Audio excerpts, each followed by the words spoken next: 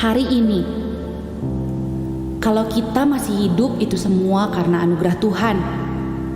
Setelah berapa lama kita mendengar kabar yang mencekam tentang penyakit dan kematian. Gelombang demi gelombang mencekam menggetarkan sukma. Penyakit merajalela memisahkan manusia dengan sesama.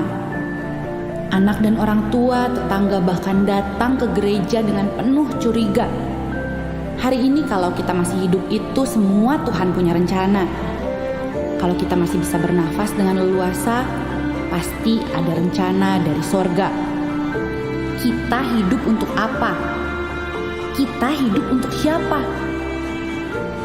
Ketika kita renungkan kalau segala daya sepertinya sirna, ditelan kabar berita yang malang melintang di seluruh jagat raya. Cerita sembang membahana di alur cerita. Hidup. Di dalam Dia kita hidup, kita bergerak dan kita ada. Dalam Dia, saya akan terus berkarya. Adalah baik kalau saya hidup dan bisa terus mengisinya dengan penuh makna.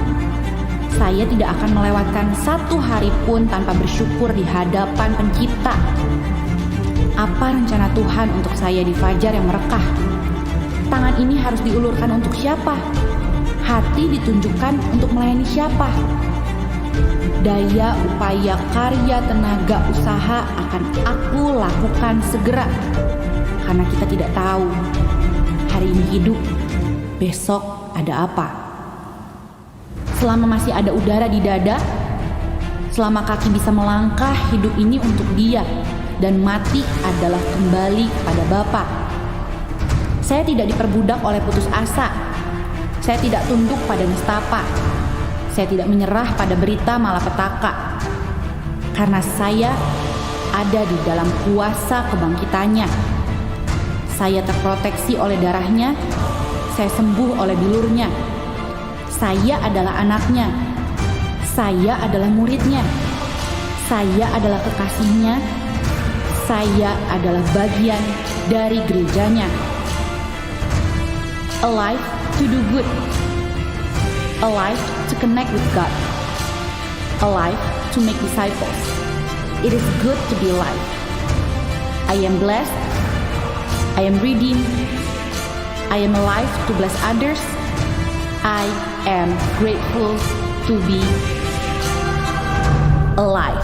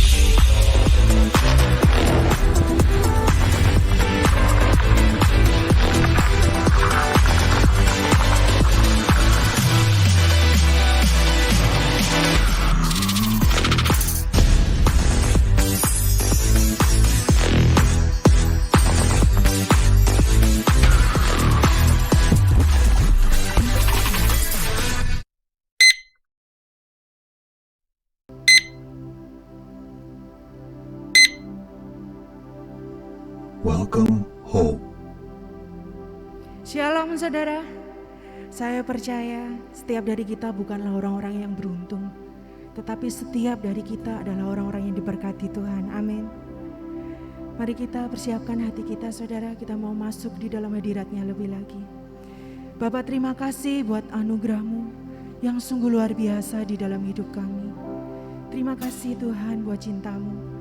Engkau memilih setiap kami, Engkau memanggil setiap kami. Kau berikan keselamatan dalam setiap hidup kami Tuhan. Karena kasih-Mu Tuhan.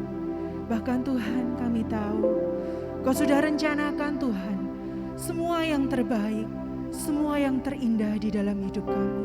Sejak sebelum kami ada di dalam kandungan. Terima kasih Bapa buat cinta-Mu. Terima kasih Tuhan. Kami milik-Mu seutuhnya. Kami milik-Mu selamanya. Di dalam nama Yesus kami mulai ibadah kami. Amin. Engkau tahu kekurangan kami ya Tuhan.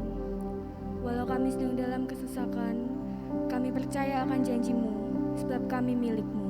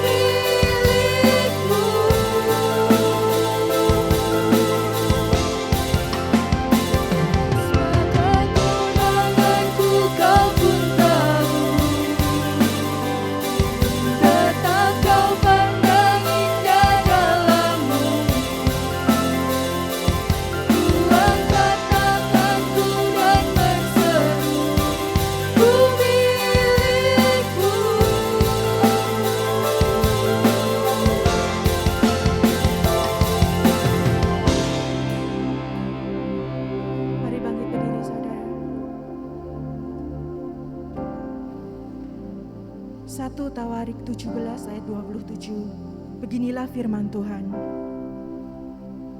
Kiranya Engkau sekarang berkenan memberkati keluarga hamba-Mu ini, supaya tetap ada di hadapan-Mu untuk selama-lamanya.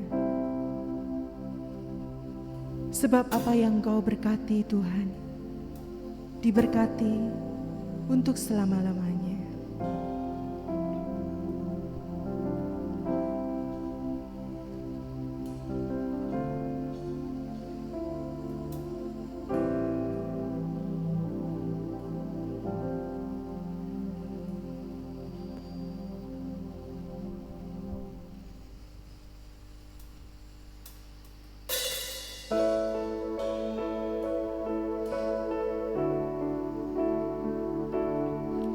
Kiranya Tuhan berkenan memberkati rumah keluargaku. Apa yang telah Tuhan berkati, diberkatilah untuk selamanya.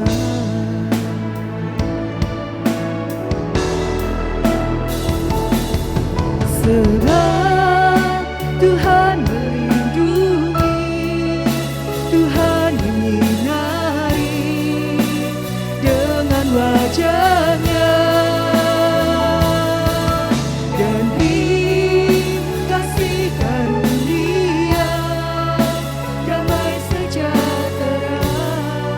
Yesus baik bagimu. Nyanyikan lagu ini dengan penuh iman, saudara. Kiranya Tuhan berkenan memberkati rumah keluargaku. Apa yang telah Tuhan berkati, diberkatilah untuk selamanya. Sebab Tuhan melindungi, Tuhan menyinari dengan wajah-Nya, dan beri kasih karunia, damai sejahtera. Yesus baik bagimu. Sebab Tuhan untuk selamanya,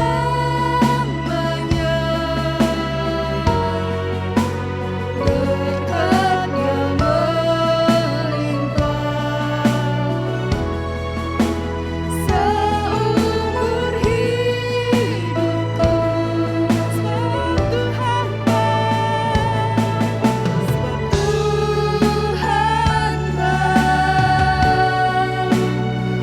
untuk selamanya,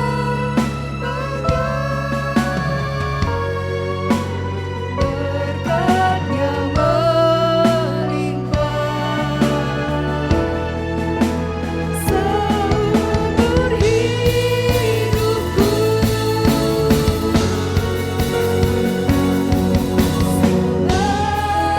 Tuhan melindungi, Tuhan menyinari dengan wajah-Nya, dan beri kasih karunia, damai sejahtera. Yesus baik bagimu.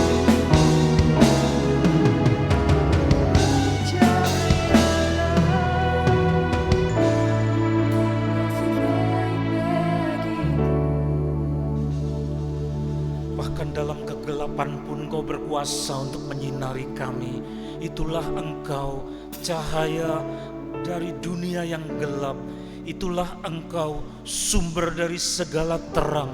Lebih terang daripada segala terang yang kami bisa dapatkan. Lebih terang daripada segala yang dunia kenal.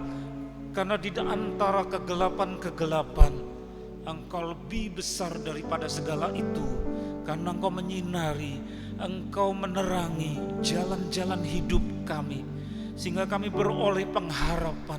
Itulah Engkau Tuhan Yesus, terang dunia bagi kami, bahkan seluruh keluarga kami dengan segala kelemahannya tersungkur di hadapan-Mu untuk berserah kepadamu, seraya mengucap syukur, menyembah Engkau, menaruh harap kepadamu, karena Engkaulah harapan satu-satunya dan harapan di atas segala harapan. Inilah jemaat-Mu Tuhan yang berharap kepada Engkau, terang hidup kami.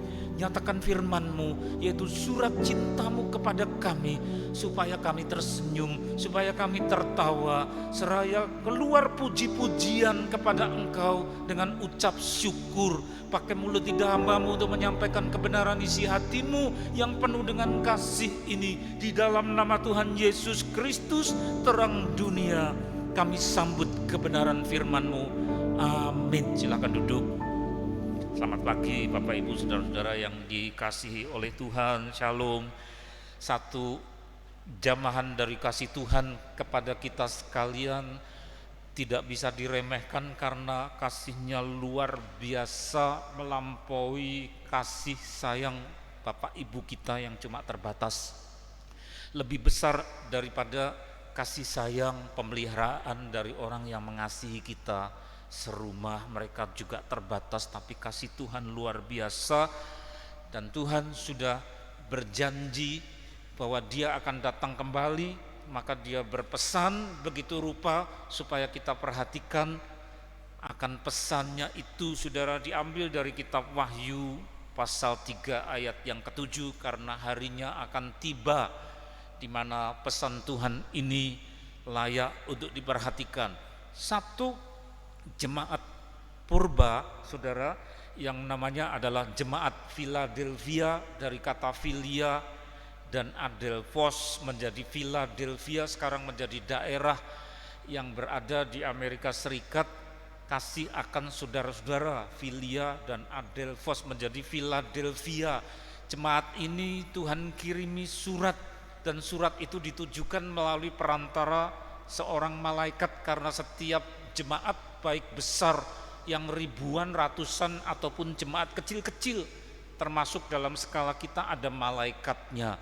Dan Tuhan menyuruh supaya surat itu ditujukan kepada malaikat untuk diteruskan kepada jemaat. Tuliskanlah kepada malaikat yang disuruh menulis, Yohanes di dalam tahanan Pulau Patmos. Tuliskanlah kepada malaikat jemaat Philadelphia untuk dilanjutkan ke jemaat Tuhan. Inilah firman dari yang kudus, yang benar, yang memegang kunci Daud.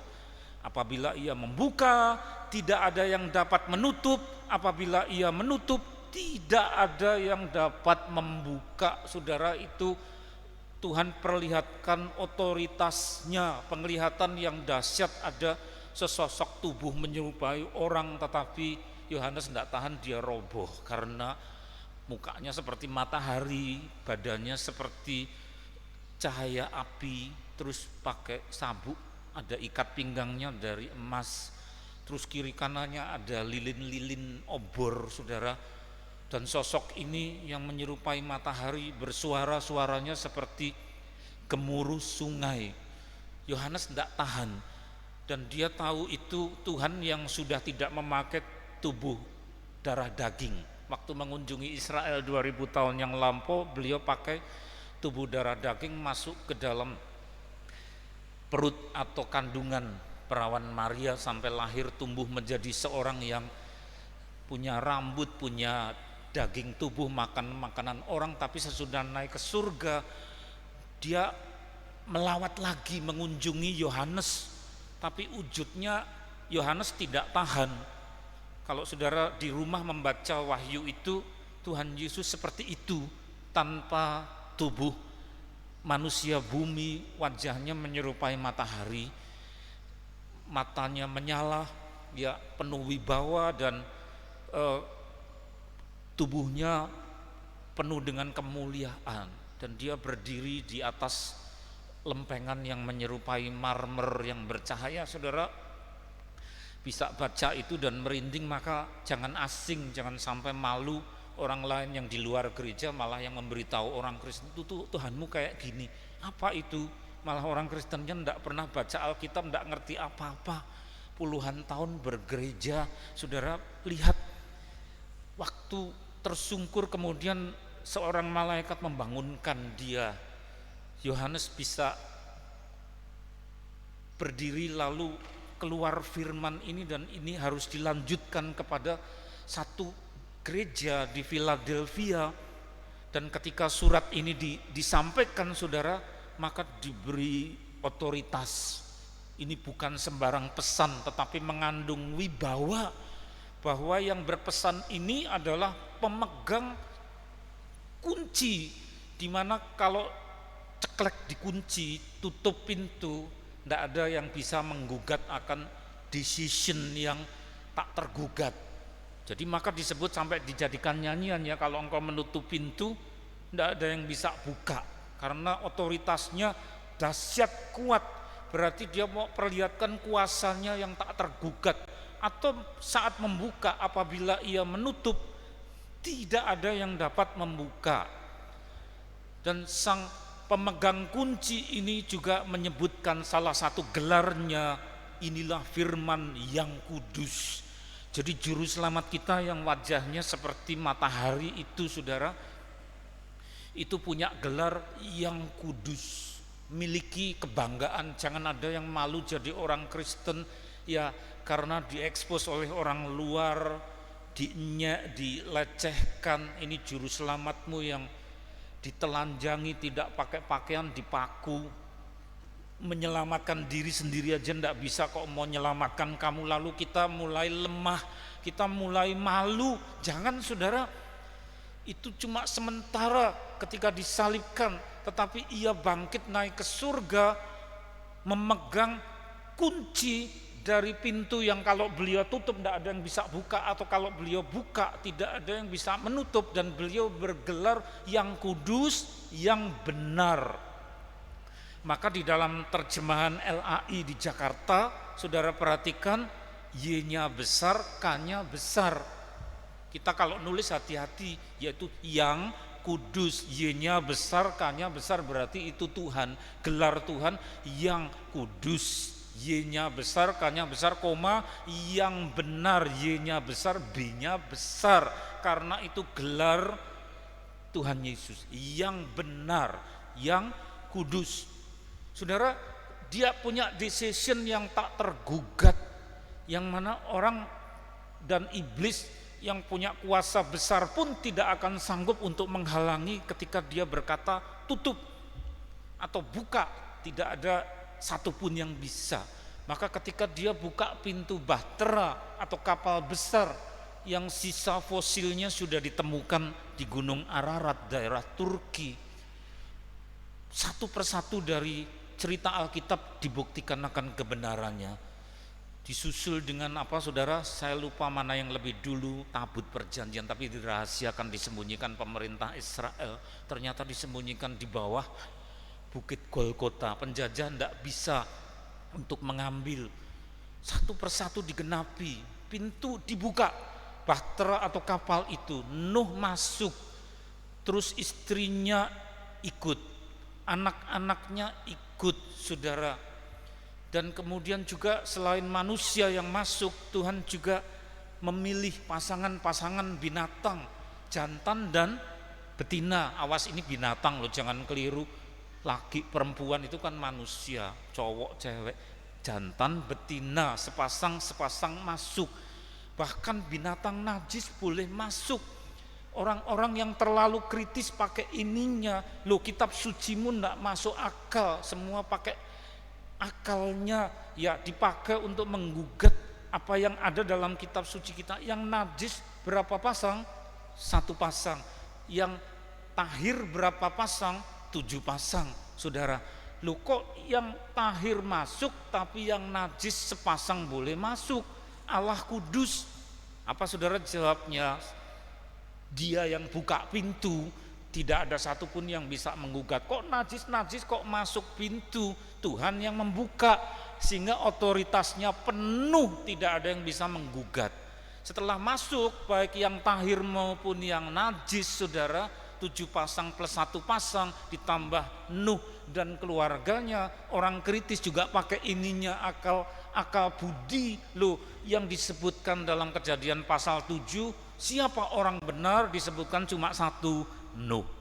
Lah istrinya tidak ada dalam satu pun pernyataan dalam Alkitab menyebutkan istri Nuh orang benar. Tidak ada anak-anak Nuh orang benar, tidak ada, saudara. Cuma satu orang benar, Nuh. Loh kok yang lain-lain ikut masuk pintu? Jawabnya apa? Ketika Tuhan buka pintu, maka yang bukan orang benar pun, kalau Tuhan mengundang, ya masuk, saudara.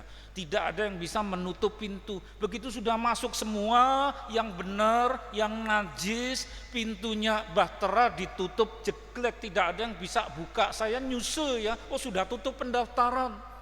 Tuhan Yesus pernah berkata, akhir zaman menyerupai zaman Nuh. Orang kawin dikawinkan, makan, minum dan seterusnya, tetapi kemudian datang air bah, orang tidak duga. Kalau Tuhan berkata sudah tutup jeglek, tidak ada satupun yang kemudian bisa membuka. Otoritas penuh, tak tergugat. Itulah juru selamat kita yang mukanya seperti matahari. Terus kita lihat berikutnya, ya, yaitu aku tahu segala pekerjaanmu, kata Tuhan Yesus yang wajahnya menyerupai matahari itu kepada gereja Philadelphia. Aku tahu segala pekerjaanmu. Lihatlah, aku telah membuka pintu bagimu. Untuk jemaat Philadelphia yang kemudian juga ditujukan kepada kita sekalian, di mana firman ini, lihat, aku buka pintu bagimu. Tuhan juga berkata, aku tahu segala pekerjaanmu, tingkah lakumu. Ya. Aku membuka pintu bagimu, gimana koma, yang tidak dapat ditutup seorang pun. Iblis mau gugat. Kenapa pintu tidak bukakan buat kami? Si iblis berkata, dan anak buahku, sepertiga dari malaikat surga yang kudeta, lalu dipecat, dibuang ke bumi. Sehingga sisanya yang masih setia kepada Tuhan, berapa saudara? 2/3, karena yang sepertiga itu ditarik oleh ekor dari naga, itu dijatuhkan ke bumi menjadi setan-setan, demit dan seterusnya. Masih kurang, ada anak buah yang diambili dari antara manusia, sehingga ada bekas malaikat tapi juga ada manusia. Kenapa pintu tidak dibukakan bagi kami? Malah engkau bukakan untuk orang Philadelphia, engkau bukakan untuk orang Porodadi, saudara. Ya, aku membuka pintu bagimu, tidak dapat ditutup oleh seorang pun. Kalau aku berkata, ayo masuk, masuk. Ya masuklah kita, karena Tuhan sudah buka. Orangnya mau atau tidak, Tuhan sudah buka pintu. Yang bawah, saudara, aku tahu bahwa kekuatanmu tidak seberapa. Tadi nyanyian kan bilang apa, saudara? Ada hubungannya dengan ini. Nyanyian bilang apa tadi? Segala kekuranganku engkau tahu. Kan begitu syair tadi. Perhatikan enggak nyanyiannya, ya saudara? Segala kelemahanku engkau tahu. Lo layak atau tidak, saudara? Banyak kelemahan kok Tuhan tahu. Tapi kenapa pintu dibukakan? Itu sudah menjadi dalil bahwa semua adalah anugerah, semua adalah kasih karunia. Maka Paulus menegaskan itu dalam Efesus 2 ayat 8 sampai 9, engkau diselamatkan itu bukan karena pekerjaanmu, bukan karena segala jerih payahmu, melainkan kasih karunia. Keselamatan itu pemberian, bukan karena kita pantas, bukan karena kita layak, sehingga kemudian layak masuk ke pintu itu. Tidak, tetapi ketika Tuhan berkata, ayo datang kemari, come, datanglah kepadaku, pintu itu dibuka. Maka iblis gugat saudara, dan saya menggugat Philadelphia. Tapi Tuhan berkata apa? Aku sudah buka pintu itu. Meskipun aku tahu kekuatanmu tidak seberapa, engkau banyak kelemahan. Maka orang Kristen jujur selalu mengeluh mengenai kelemahannya. Aku itu ingin hidup yang benar. Aku ini ingin hidup seturut dengan kehendak-Mu, patuh kepada Engkau. Tetapi Tuhan, ada banyak kegagalan. Aku jadi pelaku firman, tapi seringkali gagal. Orang Kristen yang rendah hati selalu tersungkur dan berkata, Tuhan, banyak kegagalanku. Aku ingin hidup benar, tapi kekuatanku tidak seberapa. Paulus sendiri rasul, dia juga berkata begitu, saudara. Ya, di dalam kitab Roma dia berkata, aku tahu apa itu hukum kebenaran, tapi kenapa dagingku selalu menuntut sehingga terjadi pelanggaran. Aku manusia celaka. Bahkan dia menyebut apa? Manusia celaka. Apakah kemudian tidak bisa ke surga? Tidak, saudara. Karena apa? Kekuatanmu tidak seberapa, engkau sering gagal. Tetapi ketika aku berkata, ku buka pintu bagimu, itu namanya kasih karunia, saudara.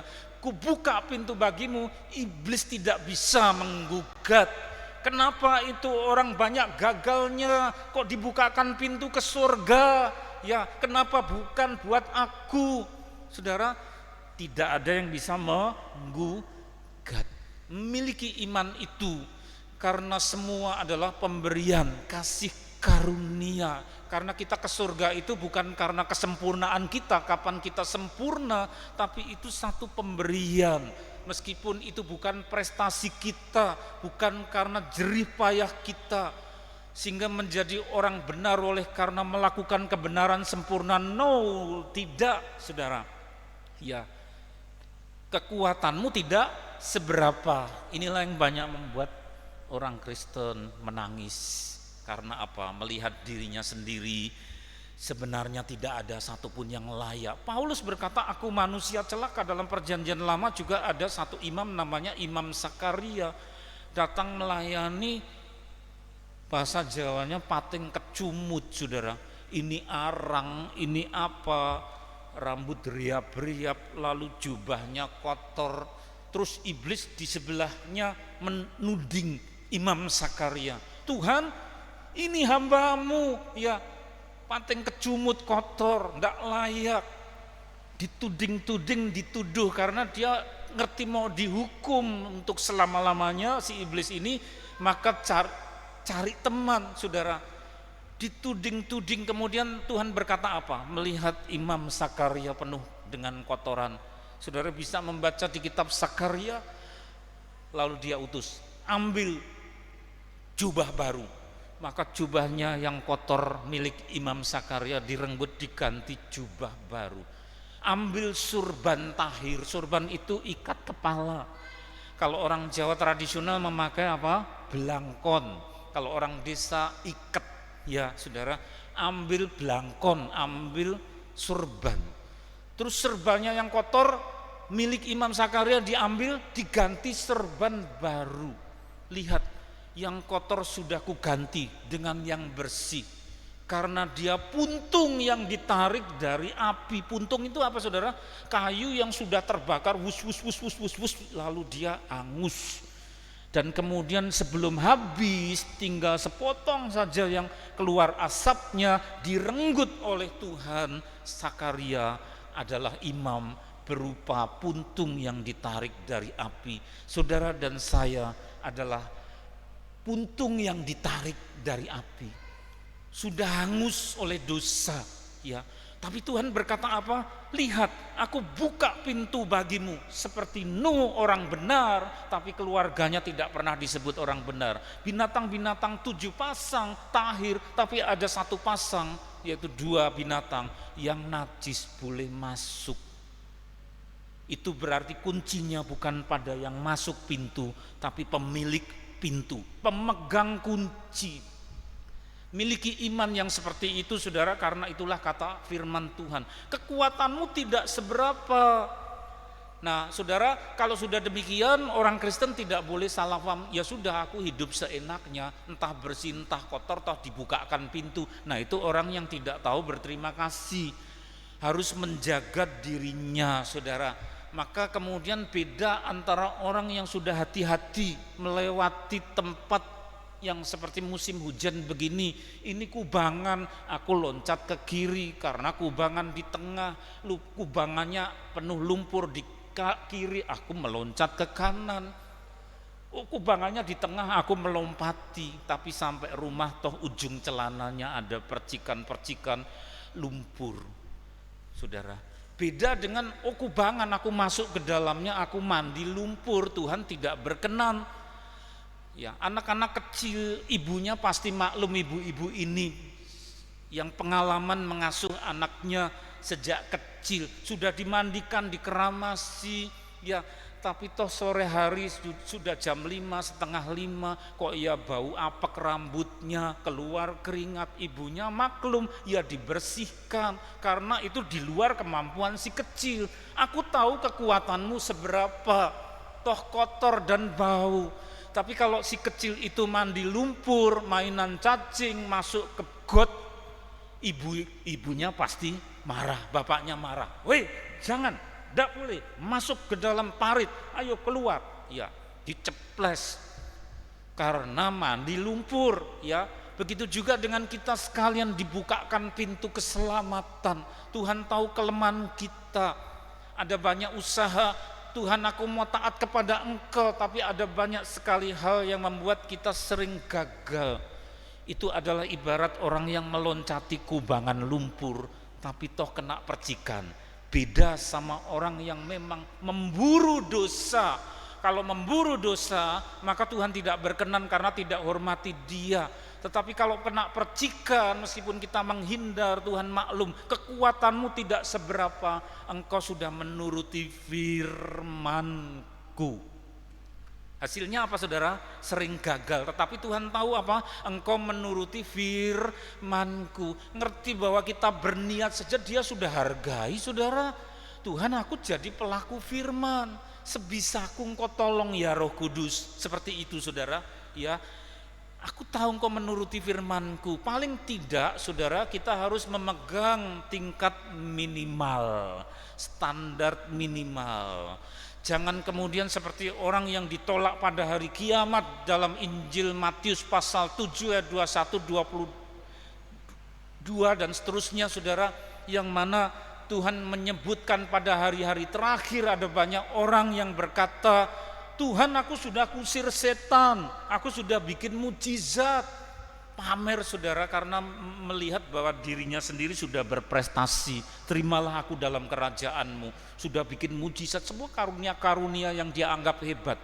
Tuhan Yesus berkata apa? Enyahlah, aku tidak mengenal engkau, sekalian pembuat kejahatan. Nah saudara, yang mengira dirinya sendiri hebat, bisa ngusir setan, membuat numpangi orang, bisa sembuh orang sakit tanpa obat, wah hebat, dipuja-puja orang. Tapi ternyata di hari kiamat Tuhan menolak, aku tidak mengenal engkau, enyahlah engkau sekalian pembuat kejahatan. Itu orang yang mandi lumpur meskipun punya karunia-karunia hebat. Saudara, kalau saudara berkata, aku tidak bisa bikin mujizat, aku sering gagal. Saudara rendah hati, Tuhan berkata kekuatanmu tidak seberapa, tapi minimal saudara, ada minimalis, standar minimal apa? Engkau mau menuruti firman-Ku, meskipun compang-camping, dan engkau tidak menyangkal namaku. Maka ada kotak di situ yang warnanya apa? Merah. Tuhan, aku cuma punya ini, aku tidak hebat seperti orang Kristen itu, aku bukan pemimpin, aku bukan seperti orang itu, tapi minimal aku itu tidak menyangkal namamu. Engkau Yesus juru selamatku. Ditanya sama family, kamu itu agamanya apa? Oh, tidak menyangkal saudara, terus terang dengan bangga, saya Kristen, saya kepunyaannya Tuhan Yesus. Minimal itu, ya, minimal itu saudara. Sudah niat menuruti firman-Nya meskipun tidak sempurna. Tuhan berkata, aku tahu seberapa kekuatan kelemahanmu, dan minimal engkau harus miliki. Yang ini tidak boleh tidak, harus, yaitu apa? Tidak menyangkal namaku di hadapan orang. Amin saudara. Maka tidak ada yang menyangkal nama Tuhan Yesus sebagai juru selamat saudara. Terus kita lihat lagi Kunci ke-1 ada 3 kunci. Engkau tidak menyangkal namaku, Yesus adalah batu yang dibuang tukang bangunan. Ini orang yang tidak mau mengakui Yesus Tuhan. Orang Farisi, para ulama, ahli kitab suci. Tapi mereka menyangkal Yesus itu Tuhan. Malah justru mendorong supaya Tuhan Yesus itu disalibkan. Orang-orang ini adalah yang membuang batu. Para tukang bangunan artinya yang dipercaya untuk menjadi pengajar, menjadi ulama, tetapi justru menolak Tuhan Yesus. Maka Yesus adalah batu yang dibuang tukang bangunan, yaitu kamu sendiri. Namun ia telah menjadi batu penjuru. Nah, kita tidak termasuk itu. Kalau saudara imani, saya tidak Tuhan, saya tidak membuang batu itu. Karena engkau batu penjuru, batu pondasi, yang di dalamnya aku diselamatkan karena engkau. Bawahnya ayat 12, keselamatan tidak ada dalam siapapun juga selain di dalam Dia, sebab di bawah kolong langit ini tidak ada nama lain yang diberikan kepada manusia yang olehnya kita dapat diselamatkan. Jadi orang selamat ke surga hanya dalam satu nama Tuhan Yesus. Kita lihat saudara, halaman berikutnya. Setiap orang yang mengakui aku di depan manusia, jadi saudara mengaku saya Kristen, saya miliknya Tuhan Yesus, mengaku aku di depan manusia. Aku juga akan mengakuinya di depan Bapakku yang di surga. Tetapi barang siapa menyangkal aku di depan manusia, aku juga akan menyangkalnya di depan Bapakku yang di surga. Maka hati-hati saudara, karena ini standar minimal. Kalau enggak punya itu ya sudah bubar. Bukan milik Tuhan Yesus. Sudah banyak kelemahan, diminta standar minimal saja enggak mau. Menyangkal bahwa Yesus adalah Tuhan kita, kita celaka. Tuhan Yesus mengancam apa? Kalau nyangkal aku di depan manusia, saya juga akan menyangkali engkau di depan Bapakku pada hari pengadilan. Maka yang satu itu jangan disangkal. Ya. Terus kunci kedua apa? Satu tadi apa? Jangan menyangkal nama Tuhan. Kedua apa? Karena engkau menuruti firman-Ku untuk tekun menantikan aku, maka aku pun akan melindungi engkau dari hari pencobaan yang akan datang atas seluruh dunia. Orang bertanya-tanya saudara, habis COVID terus apa lagi? Ibu Sri Mulyani sampai menulis, hati-hati loh ya rekan-rekan, ada ini itu. Saudara baca beritanya, sampai Presiden Amerika Serikat saja ikut-ikut yang bukan jatahnya. Tolong ya rekan-rekan penduduk Jakarta, tanahnya tambah turun. Nanti lama-lama lautnya lebih tinggi daripada tanahnya, terlalu berat. Orang kesana semua ya. Akan muncul sesuatu yang global yang orang tidak bayangkan, yang lebih hebat daripada, lebih dahsyat, menakutkan daripada COVID. Engkau menuruti firman-Ku untuk tekun menantikan aku, tekun terus berharap sama Tuhan, besok masih terus bertekun di dalam Tuhan Yesus, terus bertekun sehingga perhatiannya tidak kepada pencobaan-pencobaan yang pasti akan datang. Aku pun akan melindungi engkau dari hari pencobaan yang akan datang atas seluruh dunia. Maka saya pasang dalam Facebook saya foto dengan anak saya pakai dandanan belangkon, itu difoto sambil gemetar karena sambil cari berita tahun 2006 sudah 5.000 orang meninggal. Padahal saya mantu adik saya, orang tua sudah tidak ada, tinggal satu ya, tamu yang datang di manten adik saya ya yang kendel, yang berani, karena yang lain ya maklum, karena gedungnya tempat pengantin kacanya ambiar, terus ada balok besar bergeser, bawahnya meja makanan, ada sendoknya bunyi kelitik.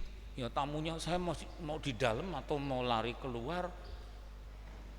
Padahal gempanya jam 6 pagi, itu jam 10, jam 11 masih begitu, bendera gini-gini ya. Ini mau berapa jam lagi terus seperti itu.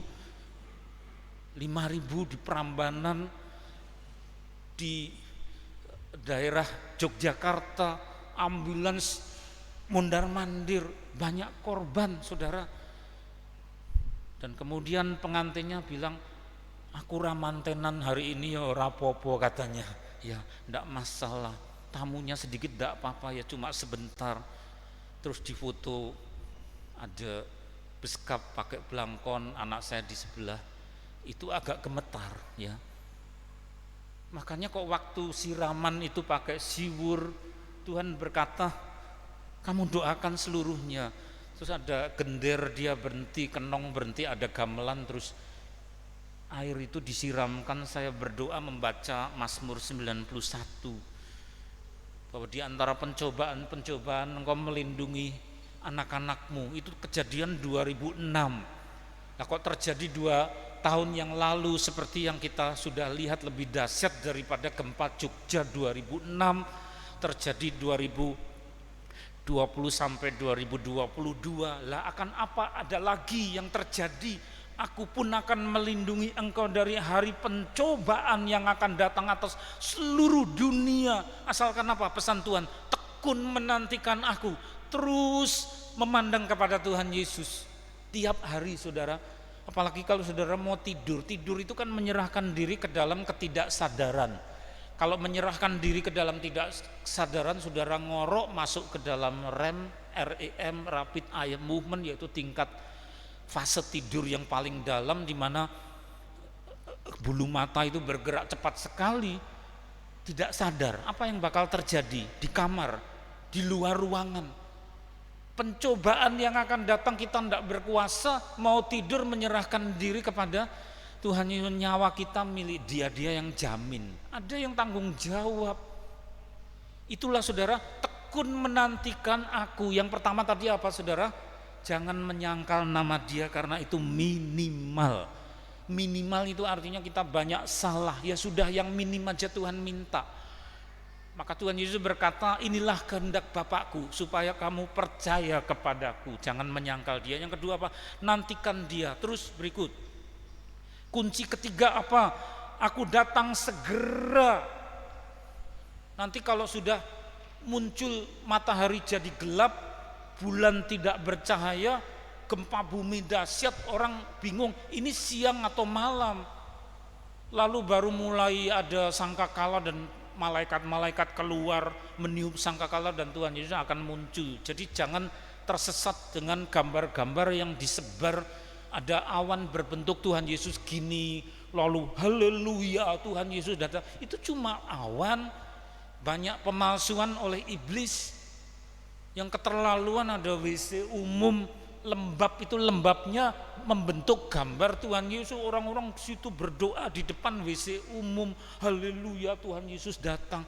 Loh saudara, memalukan sekali. Caranya datang bukan seperti itu, tapi dahsyat, semua orang akan melihat dan akan tersungkur. Agung, ada keluar malaikat-malaikatnya. Jadi tidak seremeh itu. Maka jangan saudara mau ditipu dengan awan. Ketika rekan-rekan ngajak kita ayo doa bersama, kolaborasi dengan gereja lain di Semarang, nyewa Gria Laksana. Oke, kami datang. Terus mereka pakai tradisi, mereka pakai flag itu menghadap ke arah barat. Saya masih ingat gini-gini, sementara yang lain teman-teman dengan kami di dalam Gria Laksana bek berdoa pakai bendera.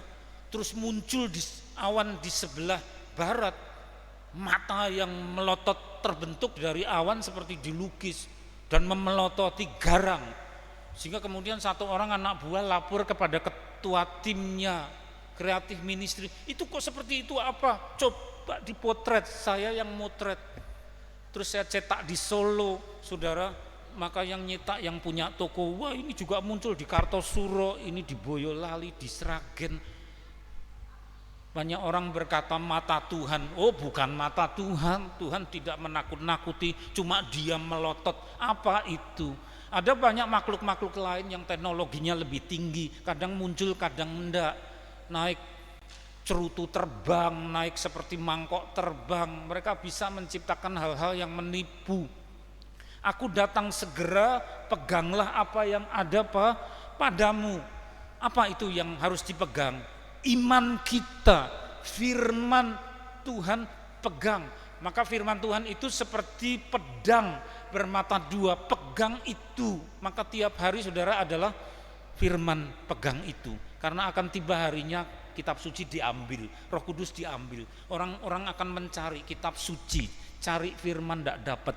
Dunia akan tanpa firman, tanpa Roh Kudus. Akan tiba harinya. Saudara lihat nubuat itu pasti akan terjadi. Mumpung masih ada, tiap hari itu makanan kita. Ya. Jangan hanya apalnya nasi saja saudara, itu untuk perut, untuk daging kita. Tapi firman itu makanan dan minumnya adalah Roh Kudus. Pegang apa yang ada padamu, minta urapan yang baru, jangan sampai kehabisan minyak.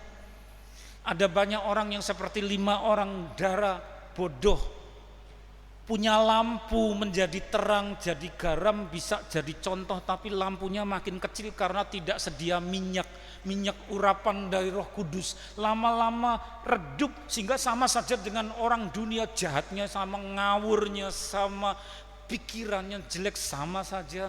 Ya, kenapa? Lampunya tidak sedia minyak cukup, sehingga kemudian minta kepada yang punya minyak 5 anak dara yang bijak. Wah, ini tidak cukup, cukupnya untuk 1 orang 1 bejana minyak. Pengantin datang, yang 5 tidak bisa ikut masuk ke pesta, orang-orang yang dihukum di dalam neraka karena kehabisan urapan. Saudara, firman tidak ada, urapan yang tidak ada. Menjelang hari kiamat malah mundur. Bergereja itu apa sudah tidak tahu, doa sudah tidak pernah, kitab suci apalagi tidak pernah dipegang. Ya, urapan apalagi, kosong. Maka kemudian yang ada adalah dunia terus, maka ditolak. Peganglah apa yang ada padamu, kunci berikutnya. Aku datang segera, peganglah apa yang ada padamu. Ya, pesan Tuhan apa saudara? 1, jangan sangkali dia, apapun penggodaan itu. Nantikan dia saudara. Tuhan akan segera datang, kita tidak tahu apa yang bakal terjadi. Haleluya, haleluya. Sediakan waktu, jangan sampai kita kosong tanpa dia. Standar minimal, tekun menanti-nantikan dia, pegang apa yang ada pada kita. Tuhan sudah serahkan, dia akan beri mahkota. Oh, puji Tuhan, puji Tuhan. Tutup mata saudara. Husana, husana, husana, husana. Husana, husana, husana. Glory, glory. Puji namamu, puji namamu. Glory, glory, glory, glory. Isi hati kami Tuhan dengan firman-Mu, dengan urapan. Jangan sampai kami kehabisan minyak dan kosong dari firman. Isi hati kami oleh hadirat-Mu. Hadirat-Mu, hadirat-Mu, hadirat-Mu. Hadirat-Mu, hadirat-Mu. Puji namamu, syukur, husana, husana, husana, husana, husana. Husana, husana. Puji namamu, syukur bagimu, syukur. Puji namamu, syukur. Tidak ada seorang pun di sini yang bisa menentukan akan nasibnya. Kami dengan segala kerendahan hati melihat kelemahan kami, tapi ketika Engkau berkata, pintu sudah Engkau bukakan, maka itu otoritas hak-Mu. Maka kami masuk seperti keluarga Nuh, masuk ke dalam bahtera sebelum banjir itu datang. Terima kasih, terima kasih, terima kasih Tuhan. Meskipun iblis menggugat, karena iblis nantiasa mengekspos akan segala kekurangan kami, tapi seperti Imam Zakaria dan seperti keluarga Nuh, seperti jemaat Philadelphia, di mana Engkau berkata banyak kekurangannya, begitu juga dengan kami. Tapi ketika Engkau berkata sudah kubukakan pintu, tidak ada yang bisa menutup. termasuk iblis, maka kami pun masuk. Dan Engkau merawat kami dengan kasih. Dengan kasih. Dengan kasih. Dengan kasih.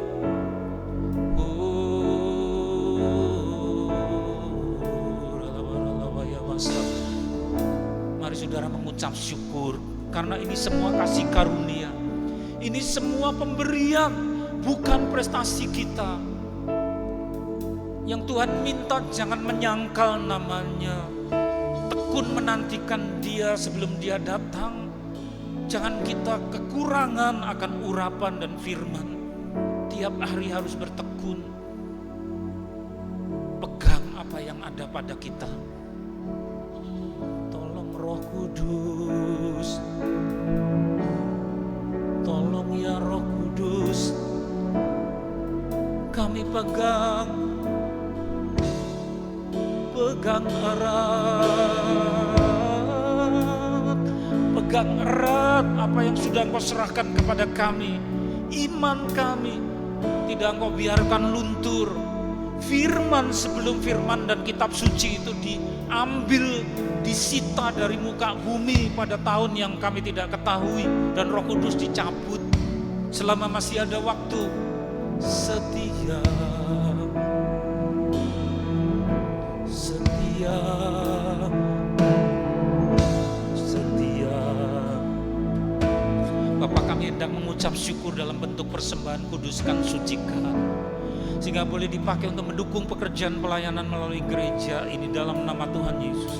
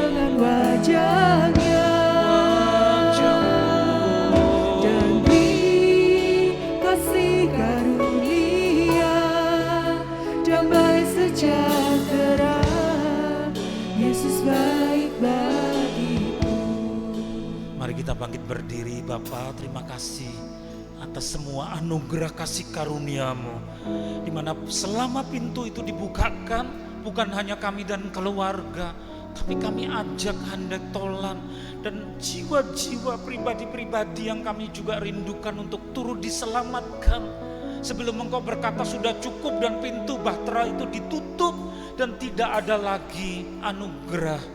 Selama masih ada waktu, silakan Tuhan, kami mengangkat kedua belah tangan kami.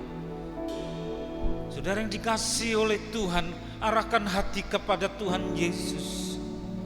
Tuhan menyinari engkau dengan wajahnya. Tuhan menghadapkan wajahnya kepada kita sekalian dan memberi kita damai sejahtera dari tahtanya di Sion. Maka diberkatilah engkau dalam berkat rumah tangga, berkat pekerjaan, berkat studi, dan berkat dalam pelayanan. Bukan untuk masuk ke dalam kerajaan-Mu, tetapi sebagai ucap syukur. Maka berkat kelimpahan, kemenangan, dibawa di dalam takaran, diguncangkan, dipadatkan, dilimpahkan ke dalam beribaan kita oleh karena satu nama yang berkuasa, Tuhan Yesus Kristus. Haleluya. Semua yang percaya berkata bersama, amin. Salam perkasa. Kuasa Tuhan lebih besar.